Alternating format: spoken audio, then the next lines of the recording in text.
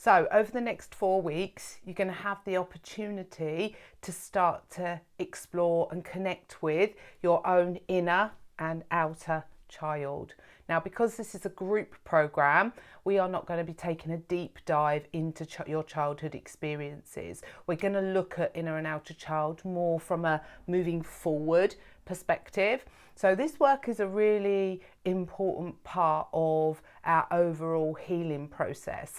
So in this video, I'm just going to give you a bit of a high level view of what inner child work is and what outer child work is, albeit we're going to work on inner child for the first 2 weeks, and then in week 3 we're going to start working on the outer child concept as well. So accompanying this short video is also a PDF where you can read more about inner child, and it talks about the inner child being like the earth. Really, we have all these layers, and at the very center of the earth is our emotional core, our emotional center, and that is our inner child. And the reason why this is such a powerful part of this process is inner child is all about your emotions, and outer child is all about your reactions, so the way in which you act out. So just a bit of a summary really about inner and outer child work.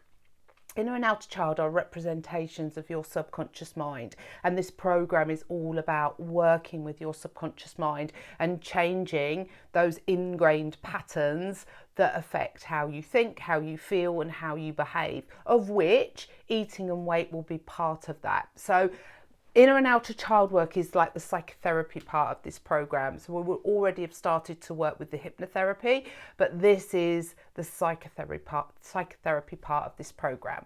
So inner child is your emotions. So you can start to see how starting to connect with your inner child is going to be super helpful when it comes to managing how you feel on a day-to-day basis. And so many of us go through our lives recognizing those shifts in how we're feeling, but often actually not paying any attention to them. Sometimes we're using food or alcohol or scrolling Facebook as a way of suppressing what we're feeling. And sometimes we've been suppressing those feelings for so long that we don't even really know what we're feeling anymore. So inner child is all about starting to connect with how we're feeling, okay? And once you've started to do the work that you're going to do over the next couple of weeks, I'm going to be starting to bring inner child into the hypnotherapy sessions as well. But before we do that, I want you to have a better understanding and connection to your own inner child, okay? So this week, you are going to have an opportunity to meet your inner child, okay? And then, like I say, in week 3, you'll get to meet your outer child. So very, very similar, but they're 2 different aspects of our personality or our subconscious mind. So inner child is all about our emotions. So you know that you will go through the day and someone might say something or do something, and it's almost like you're rubber banded back to a time that reminds us of that experience, because that's how the subconscious works. The subconscious is always trying to make sense of situations, and quite often we experience feelings and we react in a way that's very akin to us as a much younger person, if that makes sense. And I talk more about this in the PDF that you're going to read. So this week is all about you starting to connect to your inner child, okay? This is not about dragging up the past, and I reiterate this time and time again, albeit as you do this connection work, some stuff might come up about, memories from childhood, because we are connecting to the subconscious, and so you might find that the subconscious is starting to give you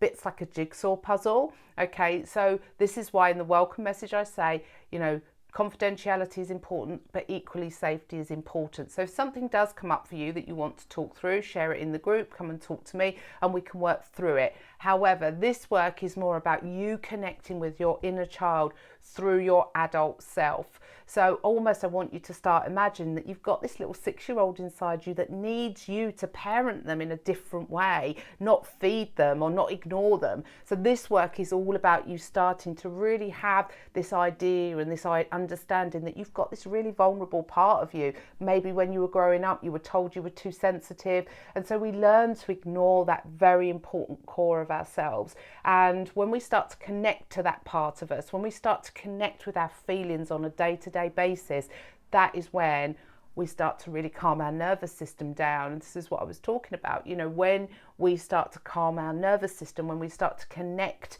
to that part of us, when we start to just take moments through the day where we stop and we just check in and see how we're feeling. This takes time. When we've been ignoring our feelings for years, or when we only recognise them when they're in a really heightened state, by that point, it's a bit like hunger, isn't it? By the time we get to that point where we're starving, we're reaching for quick fixes. And it's the same with our emotions. So we get to a point where we only recognise sadness or anger when it's quite strong.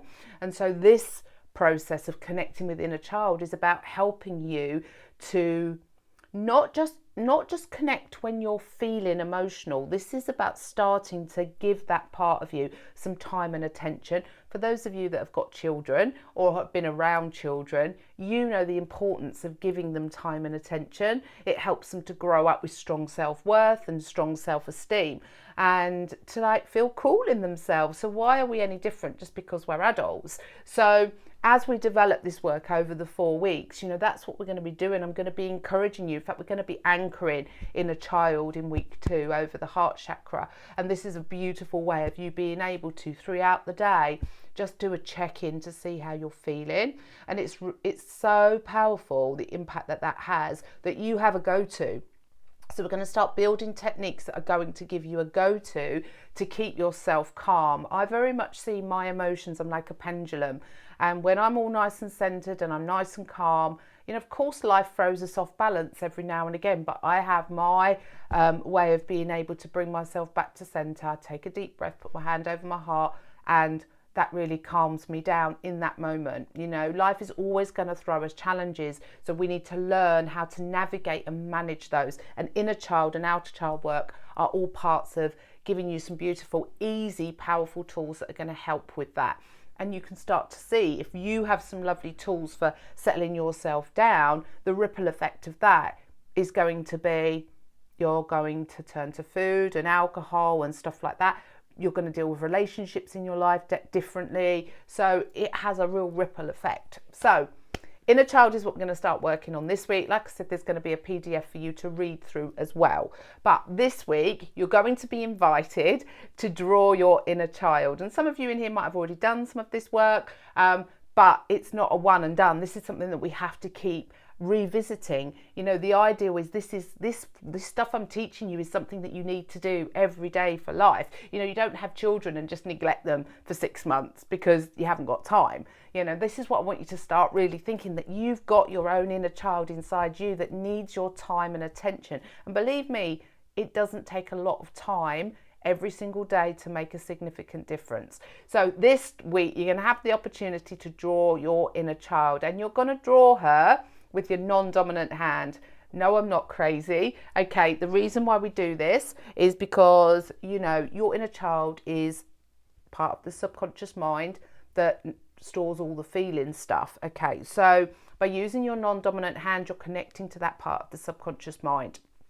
So that's why we do it. It's not because I'm mean and I want you to feel really awkward and uncomfortable, albeit, that is part of it as well. 6-year-olds do feel a little bit awkward and uncomfortable. So it does help to get you back into that place. So all the instructions of what I want you to do are in that PDF. So I want you to just kind of take a moment to just sit yourself down, close your eyes, imagine where you would like to meet your inner child, okay? And then I want you to imagine what she looks like, and try to be guided by the subconscious. Try not to overthink this process too much. You are going to feel awkward and uncomfortable. When was the last time you drew? And certainly not with your non-dominant hand, but just kind of go with it. See what comes out. Any criticism that comes up or any resistance that comes up is really good information, because we have what's called a parallel process. So as you're engaging and doing something, be mindful of how you react and relate to some of the things I'm asking you to do. If there's resistance there, maybe come and share that, because that's really powerful. We can start to work through what that resistance might be about for you. So once you've drawn your inner child, there's an opportunity to do a little bit of journaling. Okay, so what I'd say is maybe get yourself a notebook or something like that, because this is a really important part of this healing process that we're going to be going through. So grab yourself a notebook, get yourself somewhere nice and quiet where you're not going to be interrupted. You know, again, if you're trying to fit this in 5 minutes between the kids being picked up from school or cooking tea, you know, that's absolutely fine. However, again, think about the parallel process. Think about how we do one thing, we do everything. And there will be lots of information that runs along in that parallel process that will help you to understand what is getting in the way of you making the changes that you say you want to make. So get a space for yourself, 5 or 10 minutes should be plenty, and you're gonna imagine where you want to meet her, and then you're going to draw her, okay? And then you're going to do a bit of journaling, how you felt before, how you felt during, and how you felt afterwards. Like when you sit and look at that drawing, what comes up for you? So this is about starting to connect with that little girl inside you, okay? That emotional centre. Okay, and then we're going to build on that next week, and then in week 3 we're going to start introducing outer child. Now outer child is like the big sister, so you've got the inner child that is like all your emotional self, and the outer child is like the protector, and she's learnt ways to protect the emotions, the inner child, in ways that aren't always helpful. And it's interesting because people describe their outer child in some not very nice ways, but actually she's just misunderstood and misguided, and your job is going to be to give that part of us a new role, so she's not sabotaging all the time, so she's not kicking off and performing in ways that are not supporting us. But once when she first made those decisions, the first time you made a decision to eat or to keep quiet and not speak up, there's lots of different traits of the outer child which you're going to have an opportunity to look at. You know, that once served you, but it's not serving you anymore. You're not 10, 11, 12, 13 years old anymore. And we need to re-educate these parts of our subconscious. That's what this process is about. And by the end, we are going to be able to bring in a child, an outer child, and you, your adult self, all working together in harmony. And when we get to that point, it's bloody beautiful, because you are connecting with your emotions as they're happening instead of suppressing them, and also the outer child isn't kicking off anymore. So what we find is we just find life is feel a lot more harmonious, and when we feel like that, we're calmer in ourselves, so we're thinking, feeling and acting differently, and that is when you will start to release weight or just feel better about your food relationship. So I love inner and outer child work. If you haven't done any before, I hope you're going to find it really powerful and really helpful. So anything that comes up for you, if you've got any questions about any of this, then you know where I am. But I'd also love you if you're brave enough to share your drawings, share your experiences, so we can start like a discussion about it. And if I'm not party to what's coming up for you, I can't kind of ask questions and delve a bit deeper. So be brave, be curious, and show us your pictures, share what's come up for you so we can actually work through it.